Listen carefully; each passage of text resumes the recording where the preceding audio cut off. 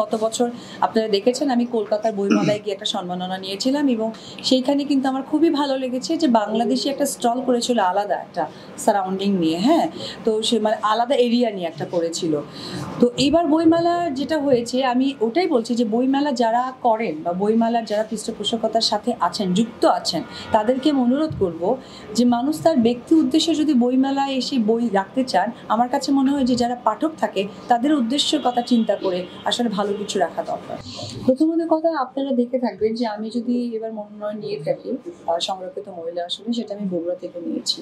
আপনারা বগুড়ার যে প্রতিনিধি আছে একটু খেয়াল করে দেখবেন আমি বগুড়ার হয়ে কতটুকু কাজ করছি বা কি করার দরকার। হ্যাঁ, তো আমি তো আসলে একজন অভিনেত্রী, প্রথমেই বললাম যে আমার অরিজিন অফ আমি একজন অভিনেত্রী।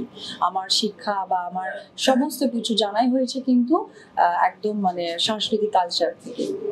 কিন্তু আমার ইচ্ছা শক্তি হয়েছে যেদিন আমি আমার ব্যক্তি জীবন ফেস করেছি, সেদিন থেকে কিন্তু আমার একটা স্লোগান, আমি নারীদের নিয়ে কাজ করতে চাই।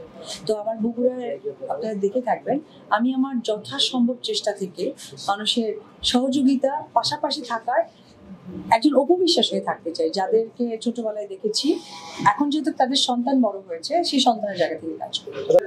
পরের মিশন হচ্ছে আমাদের হয়তো রোজাই শুরু হচ্ছে, অলরেডি ছবিটা সাইন করে ফেলেছি আমরা। চেহারা নামে একটা চলচ্চিত্র, এটা অন্যরকমের একটা গল্প, এটা মোটামুটি খুব আর্টিস্ট নির্ভর একটা ছবি।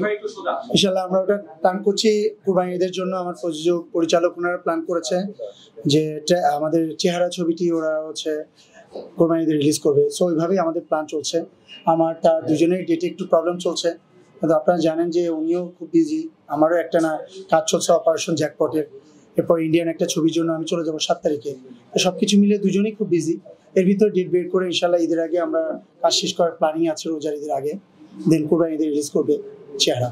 নির্বাচন নিয়ে অনেক বেশি পরিকল্পনা এবার, যেটা আসলে এই অল্প সময়ে আর যেহেতু একটা প্রোগ্রামে আসছি এটার ভিতরে আসলে বলার কিছু নাই।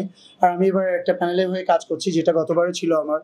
আপনারা জানেন যে পরপর আমি 6 বছর ধরে আমি আমার যে পোস্টেই আমি দাঁড়াচ্ছি। আমি আল্লাহর রহমতে আমার ভোটারদের ভালোবাসায় আমি জয়ী হয়েছি। এবার সেই ভালোবাসা থেকেই আমাদের প্যানেলের যিনি সভাপতি প্রার্থী মিশা সওদাগর, সেক্রেটারি প্রার্থী মহসেন ডিপজল, তারা আমার উপর ভরসা করে আমাকে সাংগঠনিক পদে এবার নির্বাচন করার জন্য উৎসাহিত করেছে। আমি এবার নির্বাচন করবো সাংগঠনিক পদে।